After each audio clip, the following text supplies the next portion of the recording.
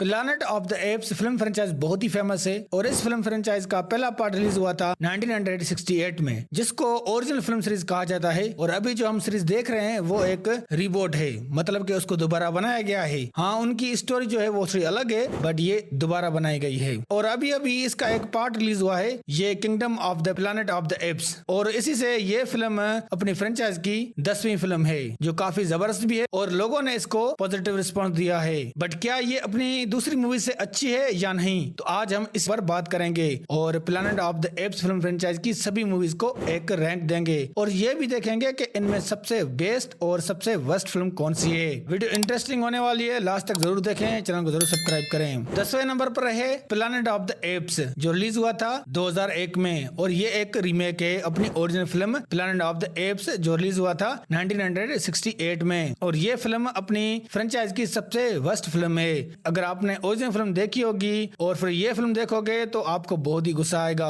Action जैसे मजाक है और परफॉर्मेंस तो बहुत ही बेकार है कास्टिंग की, और सीजीआई भी अच्छे नहीं है इस फिल्म के। फिल्म बहुत ही बोरिंग है और यही वजह है कि इस फिल्म के बाद कोई दूसरी फिल्म नहीं बनाई फिल्म मेकर्स ने। इस फिल्म को इतने नेगेटिव रिस्पॉन्स मिला कि जब फिल्म बनाई गई तो पूरी ओरिजिनल सीरीज को रिबूट किया गया और ये फिल्म शायद हमेशा अपनी फ्रेंचाइज की वर्स्ट फिल्म रहे।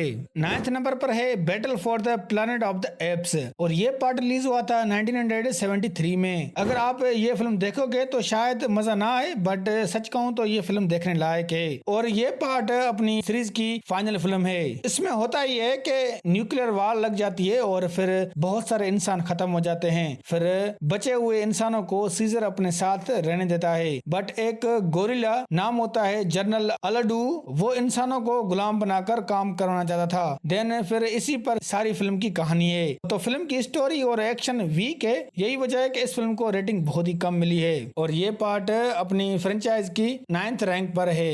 8वें नंबर पर है beneath the planet of the apes और ये पार्ट रिलीज हुआ था 1970 में। इस फिल्म का फर्स्ट हाफ अच्छा है, बाकी सारी फिल्म थोड़ी बहुत बोरिंग हो जाती है और मजा भी नहीं देती। तो इस फिल्म की कहानी है कि बेरेंट नाम का एक एस्ट्रोनॉट होता है, वो जाता है ट्रेलर और उसके क्रू को ढूंढने, बट वहाँ जस्ट ट्रेलर ही बच पाता है और कोई नहीं। देन इसी पर सारी कहानी है इस फिल्म के अंदर, जो जस्ट एवरेज है। और इस टाइम ये एक बेस्ट साइंस फिक्शन फिल्म की लिस्ट में आती थी, बट कास्टिंग की अच्छी परफॉर्मेंस नहीं थी और इस फिल्म की डायरेक्शन भी कोई खास नहीं थी। ये फिल्म जस्ट अपने ओरिजिनल फिल्म के सीक्वल होने की वजह से बॉक्स ऑफिस पर अच्छा पैसा बनाया।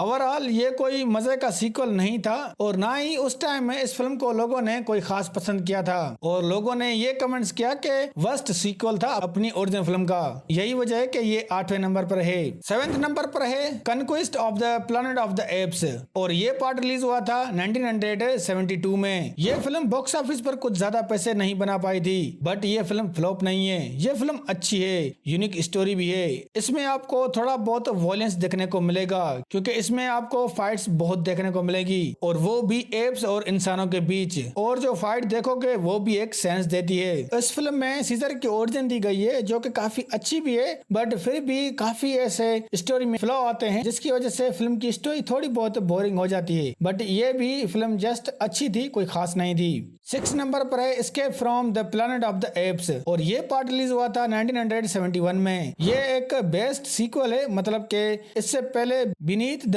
प्लैनेट ऑफ द एप्स थी, जो इतनी खास नहीं थी, बट ये फिल्म बहुत ही जबरदस्त थी। फिल्म की स्टोरी अच्छी है और परफॉर्मेंस भी जबरदस्त है और इस फिल्म की डायरेक्शन सबसे एकदम बढ़िया है। और ये फिल्म थोड़ी बहुत फनी भी है, जिससे देखने से बंदा बोर नहीं होता। तो इसमें होता ये है कि 3 एप्स आते हैं फ्यूचर से, जिसे देखने से लोग परेशान हो जाते हैं और उनको आर्मी पकड़ लेती है। अब वो एप्स अपनी दुनिया में वापस जाना चाहते हैं। यही कहानी है इस फिल्म की, जो काफी मजे की भी है। बट ये कोई नई चीज नहीं थी इस फिल्म के लिए, तो इस फिल्म को भी इतना खास रिस्पॉन्स नहीं मिला, बट ये फिल्म अपने दूसरे पार्ट से काफी अच्छी है।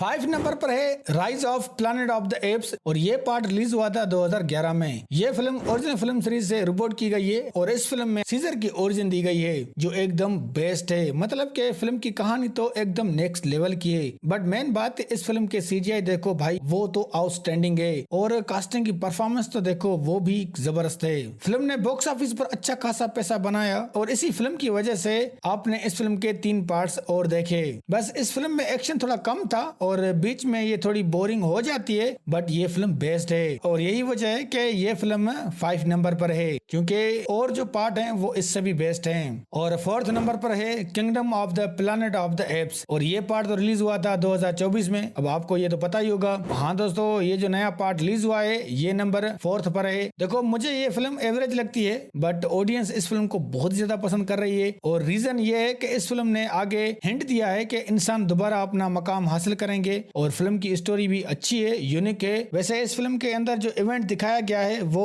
सीजर से 300 साल के बाद का दिखाया गया है, और इसमें आपको पता चलेगा कि सीजर का किया हुआ काम कितना इम्पैक्ट करता है इन एप्स के बीच। फिल्म में एक्शन भी है बट कोई खास नहीं, मगर इस फिल्म में यह दिखाया गया है कि पावर किसी के पास भी हो वो उसका गलत यूज करेगा ही, चाहे वो फिर इंसानों के पास हो या एप्स के पास। यही इस फिल्म को अलग बनाती है सबसे। और फिल्म बॉक्स ऑफिस पर भी अच्छा बिजनेस कर रही है और लोग इस फिल्म को पॉजिटिव रिस्पॉन्स दे रहे हैं। 3rd नंबर पर है प्लैनेट ऑफ द एप्स, और ये पार्ट रिलीज हुआ था 1968 में, और ये इस फ्रेंचाइज की ओरिजिनल फिल्म है। और कहा जाता है ना कि ओरिजिनल चीज हमेशा ओरिजिनल होती है, और नो डाउट कि भाई ये film one of the best film है अपनी फ्रेंचाइज की। और अगर ये फिल्म अच्छी ना होती तो शायद हम कभी भी ये सीरीज नहीं देख पाते, और ना ही कभी प्लैनेट ऑफ द एप्स की फिल्म फ्रेंचाइज बन पाती।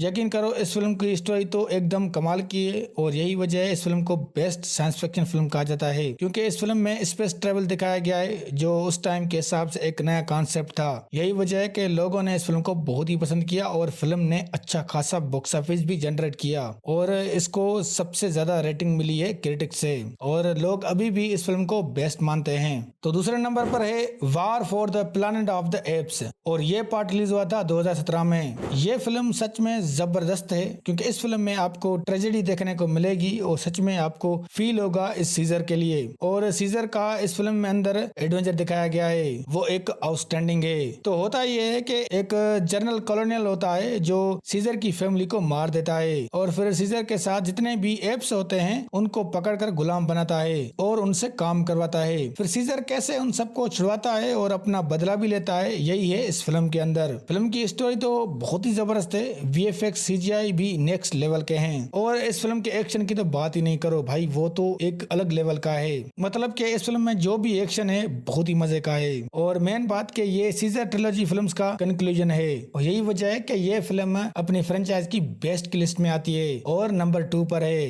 दोस्तों, नंबर 1 पर है dawn of the planet of the apes, और ये पार्ट रिलीज हुआ था 2014 में। ये अपनी फ्रेंचाइज की one of the best film है। स्टोरी भी जबरदस्त है, जिसमें हम देखते हैं कि सीजर काफी एप्स को अपने साथ मिला देता है और उनकी एक कॉलोनी बनाता है। और इस फिल्म में आपको पता चलता है कि सीजर कितना बड़ा लीडर है, जो सिर्फ एप्स के लिए नहीं इंसानों के लिए भी सोचता है, और यही एक खास क्वालिटी होती है सीजर में। बट यहाँ कुबा नाम का भी एप होता है, और ये चीज वो देखता है जो उसे बिल्कुल अच्छी नहीं लगती, और वो इंसानों से नफरत करता है, और यहीं से कन्फ्लिक्ट हो जाता है सीजर और कुबा के बीच। यही है इस फिल्म की स्टोरी, जो काफी अलग है। और फिल्म के अंदर एक्शन तो बहुत ही जबरदस्त दिखाया गया है। इस फिल्म के अंदर कोई कमी नहीं दिखती, और यही वजह है कि ये अपनी फ्रेंचाइज की सबसे बेस्ट फिल्म है, और इस फिल्म ने बॉक्स ऑफिस पर भी सबसे ज्यादा पैसा कमाया है, और शायद ये हमेशा अपनी फ्रेंचाइज की सबसे बेस्ट फिल्म रहे। दोस्तों, ये थी वीडियो जिसमें मैंने बताया कि प्लैनेट ऑफ द एप्स की सभी मूवीज में से